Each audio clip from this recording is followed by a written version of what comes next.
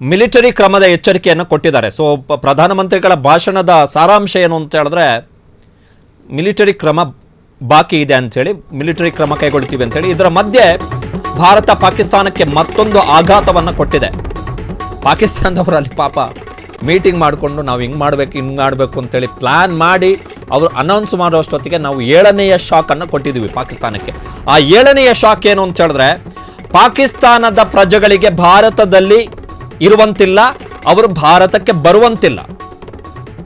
SAARC visa ಎಕ್ಸೆಂಪ್ಷನ್ಗೂ ಇದಕ್ಕೂ difference ಇದೆ.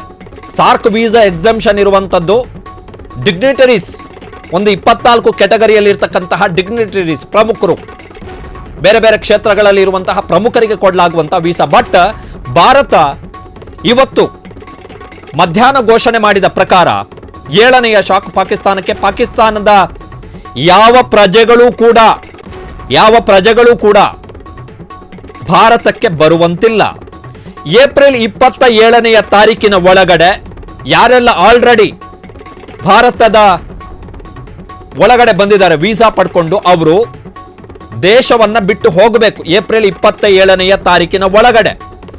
ಉಳಿದ ಹಾಗೆ ಏಪ್ರಿಲ್ 29ನೇಯ ತಾರೀಕಿನ ಒಳಗಡೆ ಯಾರೆಲ್ಲ ಮೆಡಿಕಲ್ ವೀಸಾ ಅಂದ್ರೆ ಏನು, ಭಾರತದಲ್ಲಿ ಪಾಕಿಸ್ತಾನಿಯರು ಚಿಕಿತ್ಸೆಗೋಸ್ಕರ ಯಾರೆಲ್ಲ ಬಂದಿದ್ದಾರೋ, ಜೀವ ಉಳಿಸ್ಕೊಳ್ಳಕ್ಕೆ ಯಾರೆಲ್ಲ ಪಾಕಿಸ್ತಾನದಿಂದ ಭಾರತಕ್ಕೆ ಬಂದಿದ್ದಾರೋ, ಭಾರತದಲ್ಲಿ ಉತ್ತಮ ಚಿಕಿತ್ಸೆ ಸಿಗುತ್ತೆ, ಭಾರತದಲ್ಲಿ ಆಸ್ಪತ್ರೆ ಚೆನ್ನಾಗಿದೆ, ಭಾರತದಲ್ಲಿ ವೈದ್ಯಕೀಯ ಸೌಲಭ್ಯ ಚೆನ್ನಾಗಿದೆ, ಭಾರತದಲ್ಲಿ ಡಾಕ್ಟರುಗಳು ಚೆನ್ನಾಗಿದ್ದಾರೆ, ಭಾರತಕ್ಕೆ ಹೋದ್ರೆ ನಮ್ಮ ಜೀವ ಉಳಿಯುತ್ತೆ ಅಂತೇಳಿ ಯಾವೆಲ್ಲ ಪಾಕಿಸ್ತಾನಿಗಳು ಮೆಡಿಕಲ್ ವೀಸಾ ಪಡ್ಕೊಂಡು ಭಾರತಕ್ಕೆ ಬಂದಿದ್ದಾರೋ ಅವರೆಲ್ಲ ಏಪ್ರಿಲ್ 29ನೇಯ ತಾರೀಕಿನ ಒಳಗಡೆ ಭಾರತವನ್ನು ಬಿಟ್ಟು ಹೋಗಬೇಕು. ಏಪ್ರಿಲ್ 29ನೇಯ ತಾರೀಕಿನ ಒಳಗಡೆ. ಯಾಕೆ ಅಂತ ಹೇಳಿದ್ರೆ, ಭಾರತ ಸರ್ಕಾರ ಘೋಷಣೆ ಮಾಡಿದೆ, ನಿಮಗೆ ಕೊಡಮಾಡಲಾಗಿರುವಂತಹ ವೀಸಾ ಪಹಲ್ಗಾಮ್ ದಾಳಿಯ ಕಾರಣಕ್ಕೋಸ್ಕರ ಏಪ್ರಿಲ್ 29ನೇಯ ತಾರೀಕು ಎಕ್ಸ್ಪೈರ್ ಆಗುತ್ತೆ, ನಿಮ್ಮ ಅವಧಿ ಮುಕ್ತಾಯ ಆಗುತ್ತೆ. ಈ ಒಂದೋ ನೀವು ನಿನ್ನೆನೆ ಬಂದಿರಬಹುದು ವೀಸಾ ತಗೊಂಡು, ನಾವು ಒಂದು 6 ತಿಂಗಳು ಇಲ್ಲಿ ಮೆಡಿಕಲ್ ಟ್ರೀಟ್ಮೆಂಟ್ ಅನ್ನು ತಗೊಂಡು ಹೋಗ್ತೀವಿ ಅಂತೇಳಿ. ನೋ ಚಾನ್ಸ್, ನಿಮಗೆ ಯಾವ ರಿಲೀಫು ಸಿಗಲ್ಲ. ನೀವು ನಿಮ್ಮ ದೇಶದ ಭಯೋತ್ಪಾದಕರು ಮಾಡಿದಂತಹ ಪಾತಕ ಕೃತ್ಯಗಳ ಕಾರಣಕ್ಕೋಸ್ಕರ ಯಾರೆಲ್ಲ ಮೆಡಿಕಲ್ ವೀಸಾ ತಗೊಂಡು ಭಾರತಕ್ಕೆ ಬಂದಿದ್ದಾರೋ ಜೀವ ಉಳಿಸ್ಕೊಳ್ಳಿಕ್ಕೆ ಅಂತೇಳಿ, ಅವರು ಕೂಡ ಏಪ್ರಿಲ್ 29ನೇಯ ತಾರೀಕು ರಿಟರ್ನ್ ಹೋಗಬೇಕು ಪಾಕಿಸ್ತಾನಕ್ಕೆ. ಕತೆ ಹೇಳೋ ಹಾಗಿಲ್ಲ, ಅನುಕಂಪ ಬೇಡುವ ಹಾಗಿಲ್ಲ, ನಮ್ಮನ್ನು ಕ್ಷಮಿಸಿ, ನಮ್ಮ ದೇಶದವರು ಮಾಡಿದ ತಪ್ಪಿಗೆ ನಮಗೆ ಶಿಕ್ಷೆ ಕೊಡಬೇಡಿ ಅಂತೇಳಿ ಡೌ ಹೊಡ್ಕೊಂಡು ಇಲ್ಲಿ ಇರುವ ಹಾಗಿಲ್ಲ. They should go back. ಜೊತೆಗೆ ಭಾರತ ಇನ್ನೊಂದು ಎಚ್ಚರಿಕೆಯನ್ನು ಕೊಟ್ಟಿದೆ. ಪಾಕಿಸ್ತಾನದಲ್ಲಿ ಯಾರೆಲ್ಲ ಇದ್ದೀರೋ ಭಾರತೀಯರು, ನೀವು ವೀಸಾ ಪಡ್ಕೊಂಡು ಯಾರೆಲ್ಲ ಪಾಕಿಸ್ತಾನದ ಭೇಟಿಗೆ ಹೋಗಿದ್ದಾರೆ ಅವರೆಲ್ಲ ತತ್ಕ್ಷಣವೇ ಭಾರತಕ್ಕೆ ವಾಪಸ್ ಬರಬೇಕು. ಜೊತೆಗೆ ಭಾರತ ಸರ್ಕಾರ ಮುಂದಿನ ಸೂಚನೆಯನ್ನು ಕೊಡುವವರೆಗೆ ಯಾರೂ ಕೂಡ ಪಾಕಿಸ್ತಾನಕ್ಕೆ ಹೋಗಕೂಡದು. ಯಾಕಂತ ಹೇಳಿದ್ರೆ ಏನು ಬೇಕಾದರೂ ಆಗ್ಬೋದು, ಅವ್ರನ್ನ ನಂಬಕ್ಕಾಗಲ್ಲ. ನಾವು ಸಹನೆ ತಾಳ್ಮೆ ಎಲ್ಲ ಇದೆ ನಮಗೆ, ಆದರೆ ಅವರನ್ನು ನಂಬಕ್ಕಾಗಲ್ಲ. ಸೊ ಹಾಗಾಗಿ ಯಾರು ಕೂಡ ಪಾಕಿಸ್ತಾನಕ್ಕೆ ಹೋಗಬೇಡಿ ವೀಸಾ ತಗೊಂಡು. ಯಾರೆಲ್ಲ ವೀಸಾ ತಗೊಂಡು ಈಗಾಗಲೇ ಪಾಕಿಸ್ತಾನಕ್ಕೆ ಹೋಗಿದ್ದೀರೋ ಅವರೆಲ್ಲ ತಕ್ಷಣವೇ ವಾಪಸ್ ಬರಬೇಕು ಎನ್ನುವಂತಹ ಸೂಚನೆಯನ್ನು ಕೊಟ್ಟಿದೆ. ಮೆಡಿಕಲ್ ವೀಸಾದ ಸಂದರ್ಭದಲ್ಲಿ ಒಂದು ಮಾತು ಹೇಳಬೇಕು, ಭಾರತಕ್ಕೆ ಬಂದು ಎಷ್ಟೋ ಪುಟ್ಟ ಪಾಕಿಸ್ತಾನದ ಕಂದಮ್ಮಗಳು ಜೀವ ಉಳಿಸ್ಕೊಂಡು ಹೋದಂತಹ ಉದಾಹರಣೆಗಳಿವೆ. ಸೊ ನಾವು ಜೀವ ತೆಗೆಯಲ್ಲ, ಜೀವ ಕೊಟ್ಟಂತಹ ದೇಶ ಇದು, ಜೀವ ಉಳಿಸಿದಂತಹ ದೇಶ ಇದು. ಪಾಕಿಸ್ತಾನಿಗಳ ಥರ ಧರ್ಮ ಯಾವುದು ಅಂತೇಳಿ ಕೇಳಿ ತಲೆಗೆ ಗುಂಡು ಹಾರಿಸಿ ಸಾಯಿಸುವಷ್ಟು ಕ್ರೂರಿಗಳು ನಾವಲ್ಲ. ನಮಗೆ ಅಂಥ ಕ್ರೂರತ್ವ ಬಂದಿಲ್ಲ, ನಮ್ಮ ನೆಲದ ಸಂಸ್ಕೃತಿ ನಮಗೆ ಅದನ್ನು ಹೇಳ್ಕೊಟ್ಟಿಲ್ಲ.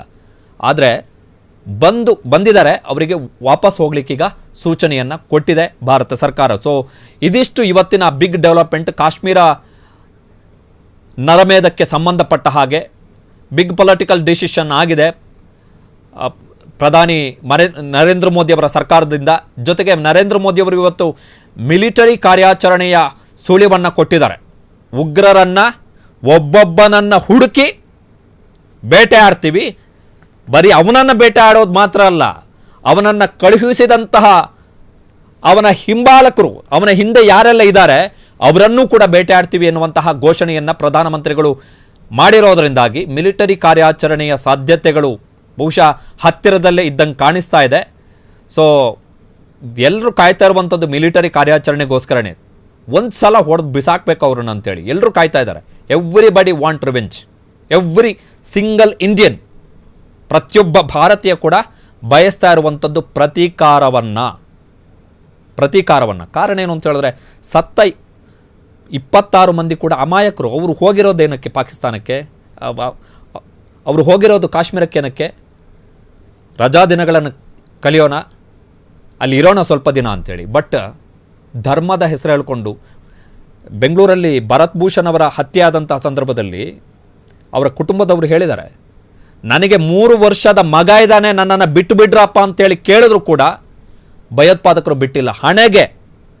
ಹಣೆಗೆ ಶೂಟೌಟ್ ಮಾಡಿ ಸಾಯಿಸಿದ್ದಾರೆ. ನನಗೆ ಮಗ ಇದ್ದಾನೆ, 3 ವರ್ಷದ ಮಗ ನನಗೋಸ್ಕರ ಕಾಯ್ತಾ ಇದ್ದಾನೆ ಅಂಥೇಳಿ ಹೇಳಿದ್ರು ಕೂಡ ಬಿಡದೆ ಶೂಟೌಟ್ ಮಾಡಿ ಸಾಯಿಸಿದ್ದಾರೆ. ಸೊ ಅಂತಹ ಕ್ರೂರಿಗಳು, ಅಂತಹ ಪಾತಕಿಗಳ ಬಗ್ಗೆ ನಾವು ಯಾವುದೇ ಕನಿಕರ ಆಗಲಿ, ಯಾವುದೇ ಅನುಕಂಪವನ್ನಾಗಲಿ, ಲವಲೇಶದಷ್ಟು